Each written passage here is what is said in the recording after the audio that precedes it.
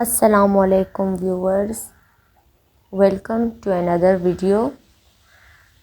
जैसे कि आप लोगों को पता है कि हम लोग लिटरेरी क्रिटिसिज्म में एवोल्यूशन के सीरीज़ को कंटिन्यू कर रहे हैं, जिसमें सबसे पहले हमने प्लाटो की लिटरेरी क्रिटिसिज्म को पढ़ा, फिर हमने एरिस्टोटल की लिटरेरी क्रिटिसिज्म को पढ़ा। आज हम लोग डिस्कस करेंगे होरेस के लिटरेरी क्रिटिसिज्म को। तो होरेस, जिनका ताल्लुक़ ग्रीक से था, तो उन्होंने भी लिटरेरी क्रिटिसिज्म पे बहुत ज़्यादा वर्क किया। उनका एक वर्क था, जिस तरह प्लाटो और एरिस्टोटल का एक फ़ेमस वर्क था, इसी तरह होरेस का भी एक फ़ेमस वर्क था, द आर्ट ऑफ पोइट्री, जिसमें वो लिटरेचर पे क्रिटिसाइज़ करता है। क्रिटिसाइज़ इस सेंस में वो बताता है कि एक पोएट को और एक राइटर को कैसे लिखना चाहिए और उनको किस तरह से अपनी वे ऑफ राइटिंग को इम्प्रूव करना चाहिए। तो इसका जो मेन कंसेप्ट था वो ये था, to provide a guideline on how to be a good writer. वो अपने इस वर्क में, जो द आर्ट ऑफ पोइट्री है, उसमें बताता है कि एक राइटर को कैसे अच्छा होना चाहिए और एक किस तरह से कौन से रूल्स और रेगुलेशन को फॉलो करके आप एक राइटर बन सकते हो। बेसिकली जो ये होरेस है वो अपने वर्क के अंदर रूल्स और रेगुलेशन का बताता है, जिसमें पहला रूल क्या है, the writer should imitate other poets, specially the poets of the past and particularly the Greek. तो पहला उसका ये था कि जो पोएट है उसको चाहिए कि वो दूसरे पोएट्स को इमिटेट करे, ताकि उनसे भी उसको बहुत ज़्यादा इंस्पिरेशन मिल सके। स्पेशली वो कहता है कि जितने भी पास्ट के पोएट्स हैं या ग्रीक जो पोएट्स हैं, उनको चाहिए वो इमिटेट करे और उनसे सबक हासिल करे। दूसरा जो रूल रेगुलेशन वो अपने बुक के अंदर डिस्कस करता है राइटिंग के हवाले से। वो कहता है कि जो पोएट्स हैं उनको ट्रेडिशनल सब्जेक्ट्स पे लिखना चाहिए, ट्रेडिशंस पे लिखना चाहिए। फिर वो कहता है कि जो पोएट्स हैं उनको चाहिए कि जितने भी एक्स्ट्रा चीज़ें हैं या डिक्शन, वोकेबलरी, स्टाइल, इन चीज़ों को वो अवॉइड करे, जबकि सिर्फ़ और सिर्फ वो किन चीज़ों पे मास्टरी हासिल करे, ग्रीक या रोमन ऑथर्स हैं उनकी रीडिंग्स को पढ़े, जो भी उसको सबक मिलते हैं उनसे उसको लिखे। मतलब डिक्शन, वोकेबलरी, स्टाइल पे फोकस नहीं करे, बल्कि जो मैसेज है, मैसेज क्या कन्वे हो रहा है, सिर्फ उस पे फोकस करना चाहिए। फिर चौथे रूल में वो कहते हैं कि जितने भी पोएट्स हैं उनको चाहिए कि वो रेडिक्यूलस ना बने, बल्कि वो क्या करें, खुद को एक अच्छा राइटर शो करें, एक क्रिएटिव राइटर शो करें, ठीक है। और फिर वो और भी बहुत सारे रूल्स और रेगुलेशन को डिस्कस करते हैं, जिसका जिक्र इस स्लाइड में नहीं हुआ है, लेकिन आप लोग अगर इस वीडियो को सुन रहे हैं तो आप लोग इन रूल्स और रेगुलेशन को लिख सकते हो। 4 रूल्स तो यहाँ पे लिखे हैं, लेकिन इसके अलावा जो जितने भी रूल्स हैं वो मैं भी आप लोगों को बता रही हूँ, वो भी आप लोग एग्ज़ाम्स में लिख सकते हो। जिसमें 5वां रूल ये है कि जो पर्पस ऑफ पोइट्री है should be both pleasurable and instructive. मतलब जो पोइट्री का पर्पस है वो क्या होना चाहिए, एक प्लेजरेबल होना चाहिए, मतलब आप उसको एंजॉय कर सको, और इंस्ट्रक्टिव होना चाहिए, मतलब आप उससे कुछ ना कुछ सबक हासिल करो। फिर छठा पॉइंट ये है कि जो जितने भी प्ले वगैरह हैं या पोइट्री, जितनी भी बातें थी उसने पोइट्री के अबाउट की। फिर आगे जाके वो अपने रूल्स और रेगुलेशन में प्ले को डिस्कस करते हैं कि जो प्ले है वो हमेशा 5 एक्ट का होना चाहिए और सब प्लॉट्स को अवॉइड करना चाहिए। मतलब 5 एक्ट का प्ले होना चाहिए, जिसमें डिफरेंट जो सब प्लॉट ऐड करते हैं या एडिशनल जो प्लॉट्स ऐड करते हैं, इवेंट्स ऐड करते हैं, उनको अवॉइड करना चाहिए। फिर आगे जाके वो रूल में कहता है कि जो एक्शंस ऑफ प्ले होते हैं या किसी भी प्ले की जितने भी एक्शंस होते हैं उनको चाहिए कि वो लॉजिकली एक दूसरे से कनेक्टेड हो जाएं। ये नहीं कि आप एक प्ले को डिफ़ाइन कर रहे हो जिसमें आप शादी का सिचुएशन बता रहे हो, फिर वहाँ पे आगे आप जाके किसी बाज़ार का सिचुएशन बताते हो, तो ऐसे नहीं, जितने भी इवेंट्स हैं वो एक दूसरे से कनेक्टेड होने चाहिए। फिर एक और रूल में वो आगे जाके कहते हैं कि the characters must be realistic, मतलब आप जो भी कैरेक्टर्स ले रहे हो प्ले के लिए वो रियलिस्टिक होने चाहिए। उनको देख के या उनको पढ़ के ऐसे लगे कि उनका जो कैरेक्टर है वो खुद ही जो रीडर क्या करे उनको इमेजिन कर ले, ठीक है। और फिर एट द लास्ट वो कहता है कि जो पोएट है उसको चाहिए कि वो दूसरे जितने भी नॉलेजेबल क्रिटिक्स हैं उनसे फीडबैक ले। अपना वर्क पब्लिश करने से पहले दूसरे क्रिटिक से फीडबैक उसको लेना चाहिए, फिर जाके वो अपना वर्क पब्लिश करे। तो ये कुछ रूल्स और रेगुलेशंस थी जो उसने अपने बुक के अंदर डिस्कस की हैं। तो ये कुछ रूल्स और रेगुलेशंस थी जो होरेस ने अपने वर्क के अंदर डिस्कस किए हैं। अब होरेस के वर्क का भी बहुत ज़्यादा इन्फ्लुएंस रहा है मिडल एज के पोएट्स पर, रेनेसेंस पोएट्स पर, और जो न्यू क्लासिकल पीरियड के पोएट्स हैं स्पेशली जॉन मिल्टन ईटीसी, इन पे भी उसका बहुत ज़्यादा ही इम्पैक्ट पड़ा है, क्योंकि उन्होंने उससे इन्फ्लुएंस होके, उसके आइडिया से इन्फ्लुएंस होके बहुत ज़्यादा अपने वर्क में उसके आइडियाज़ को फॉलो किया है। अब जो इसका अगर हम लोग बात करें होरेस के लिटरेरी क्रिटिसिज्म की बात करें तो इसमें जो कैच फ्रेज मुझे लगा वो ये है, literature's ultimate aim is to teach and delight. मतलब लिटरेचर का जो अल्टीमेट एम है वो टीचिंग और डिलाइट पे फोकस होना चाहिए, बल्कि स्टाइल, डिक्शन, वोकेबलरी पे नहीं होनी चाहिए। तो ये एक बहुत इम्पोर्टेंट मुझे कैच फ्रेज लगा है। अब हम लोग पढ़ते हैं लॉन्गिनस को, ठीक है।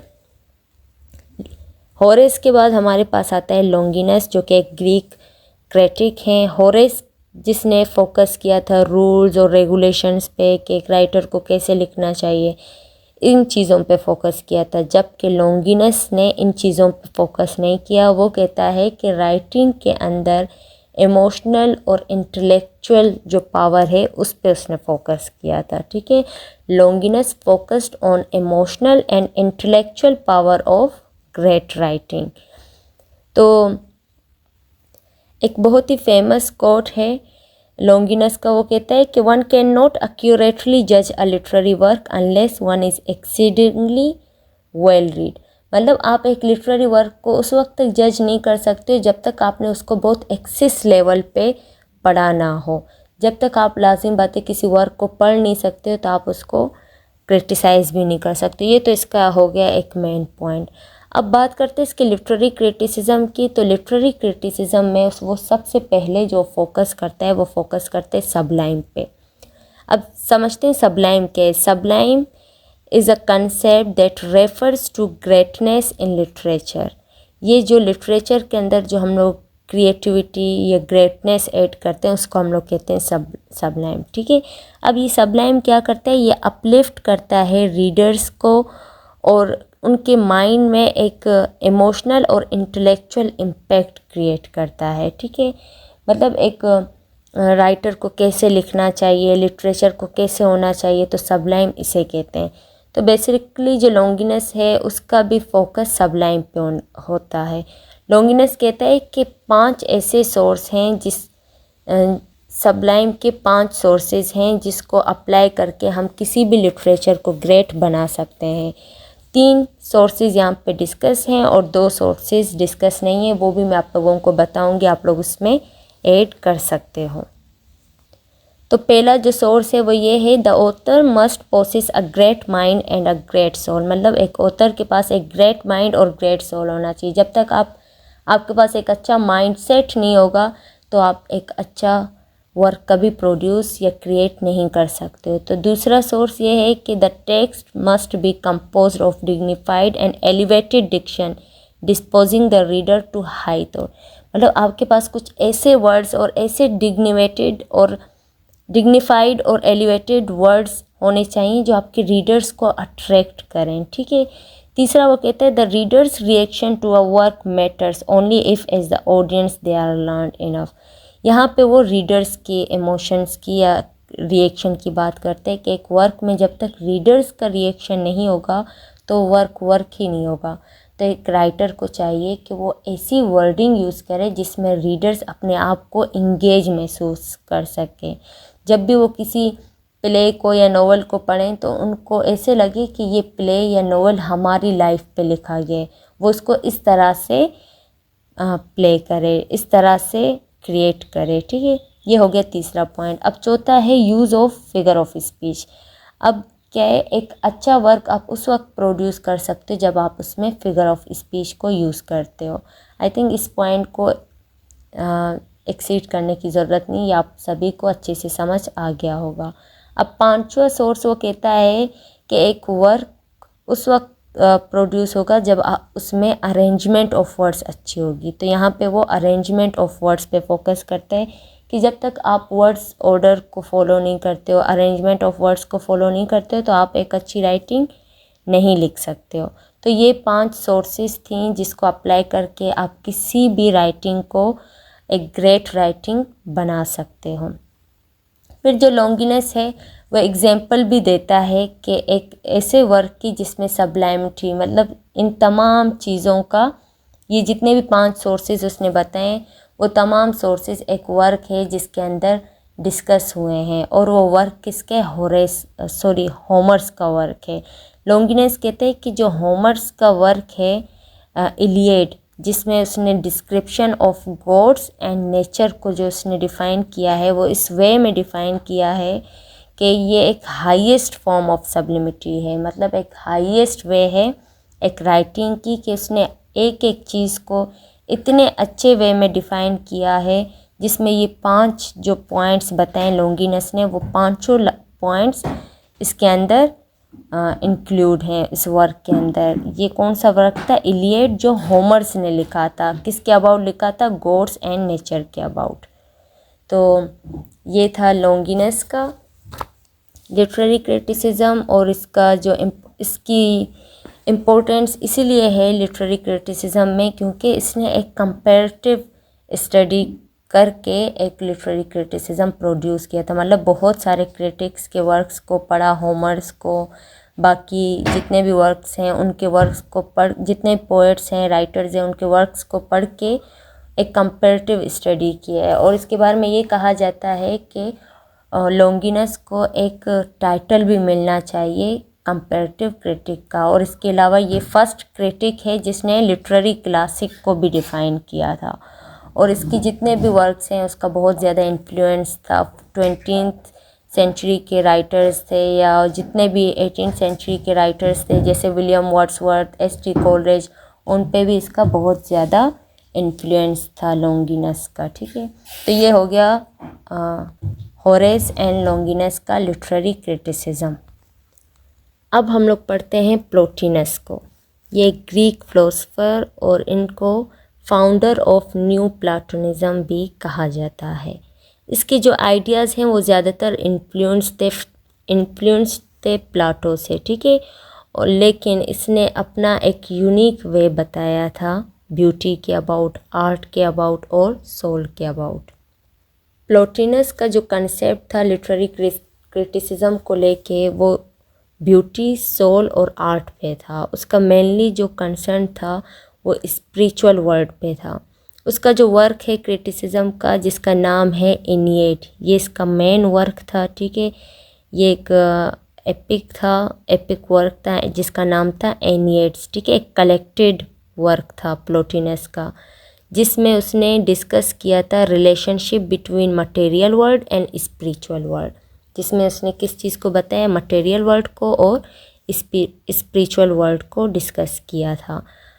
फिर जो प्लोटिनस है उसका जो लिटरेरी क्रिटिसिज्म है वो आर्ट और ब्यूटी के अबाउट था। वो आर्ट और ब्यूटी को उसने बहुत ज़्यादा अच्छे वे में डिफ़ाइन किया। उसने कहा कि आज तक जितने भी पोएट्स आए, जितने भी लोग आए हैं, वो ब्यूटी को अच्छे वे में नहीं बताते जिस तरह उनको बताना चाहिए। तो इसलिए वो 3 ऐसे लाइंस बताता है, 3 नहीं बल्कि बहुत ज़्यादा वो बातें बताता है ब्यूटी के अबाउट, लेकिन यहाँ पे जस्ट 3 को मैं डिस्कस करनी जो इस स्लाइड में नहीं है, लेकिन आप लोग इसको इंक्लूड कर सकते हो।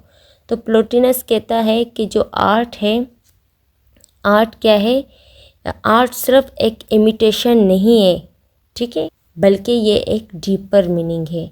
मतलब आपको लगता है कि आर्ट क्या है, एक इमिटेशन है। वो प्लाटो को मैंने पहले बताया कि ये प्लाटो से इंस्पायर था ना। तो ये कहते हैं कि जो आर्ट है या पोइट्री है वो सिर्फ एक इमिटेशन नहीं होता है रियलिटी का, बल्कि ये क्या होता है, डीपर मीनिंग हमें देता है। अगर आप किसी भी आर्ट को देखते हो तो आप उसके अंदर खो जाते हो। आप किसी भी वर्क को या किसी भी क्रिएटिविटी को, कोई भी आर्ट, कोई भी पेंटिंग को जब आप देखते हो तो आपको उसके अंदर ज़रूर कोई ना कोई डीपर मीनिंग मिलेगा। ये नहीं है कि बस आपने एक दरख्त को देख के पेंट कर लिया, आप कहते हो कि ये आर्ट है, नहीं। बल्कि आर्ट ऐसा होता है जिससे आपको बहुत ही डीप मीनिंग मिले, जो इजीली किसी भी इंसान को समझ में ना आए, तो वो होता है आर्ट। तो उसका जो प्लोटिनस का जो पूरा लिटरेरी क्रिटिसिज्म आर्ट और ब्यूटी, सोल, इन तीनों पे था। तो वो आर्ट कहते हैं कि आर्ट सिर्फ इमिटेशन नहीं है, बल्कि आर्ट वो है जिसमें एक डीपर मैसेज हो, डीपर मीनिंग हो। फिर दूसरे पॉइंट ऑफ व्यू में वो खुद से सवाल करते हैं कि ऐसी कौन सी चीज़ें जो किसी चीज़ को ब्यूटीफुल बनाती है। फिर खुद ही उसका जवाब देकर कहता है कि ब्यूटी सिर्फ फिज़िकल अपीयरेंस नहीं है, बल्कि ये हमारा इनर हार्मोनी, ऑर्डर और यूनिटी होता है। ठीक है, ये हमारे अंदर होता है। जो ब्यूटी है वो एक फ़िज़िकल अपीयरेंस नहीं है कि आपने देख लिया किसी चीज़ को, आपको वो फिज़िकली तो अच्छी लगी, अपीयरेंस आपको उसको अच्छी लग गई, तो वो ब्यूटी नहीं है। जब तक आपको उससे अच्छी वाइब्स नहीं आती, जब तक उसके अंदर एक हार्मोनी नहीं है, आप उसको अपने साथ कनेक्ट नहीं कर सकते हो, फील नहीं कर सकते हो, आपको उससे अच्छी वाइब्स अगर नहीं आती, तो वो ब्यूटी नहीं है। ब्यूटी वो है जो आपके अंदर है, जो आपको सुकून दे, जो आपके अंदर एक हार्मोनी लेके आए, जो आपको एक पीस दे, जिससे आपको अच्छी वाइब्स आए। तो ब्यूटी वो होता है, बल्कि फ़िज़िकल अपीयरेंस नहीं होता है। फिर तीसरे पॉइंट ऑफ व्यू में वो स्पिरिचुअल वर्ल्ड को बताता है कि जो आर्ट है वो एक रास्ता है जो आपको स्पिरिचुअल वर्ल्ड से कनेक्ट करता है। उसका कहना है कि पोइट्री, म्यूज़िक, आर्ट, इन चीज़ों के थ्रू एक इंसान अपने आप को डिवाइन ट्रूथ के साथ, स्पिरिचुअल दुनिया, मतलब वो दुनिया जो यहाँ पे मौजूद नहीं है, जिसके लिए आपको मरना पड़ेगा, स्पिरिचुअल दुनिया, उसके साथ आपको कनेक्ट करते हैं। ये जो पोइट्री है, म्यूज़िक है, आर्ट है, आप सुनते हो, बस आपको लगता है कि बस आपने सॉन्ग्स बना लिए, लाइन लिख लिए तो वो सॉन्ग बन गया, आपने कोई पेंटिंग कर लिया तो आर्ट बन गया। ऐसे नहीं है, बल्कि पोइट्री, म्यूज़िक और आर्ट ये तो बहुत बियॉन्ड चीज़ें हैं, और यही वो चीज़ें हैं जो आपको स्पिरिचुअल वर्ल्ड से कनेक्ट करती हैं, आपको डिवाइन ट्रूथ से कनेक्ट करती हैं। ठीक है, तो ये एक ऐसा आइडिया था जिसने बहुत से लोगों को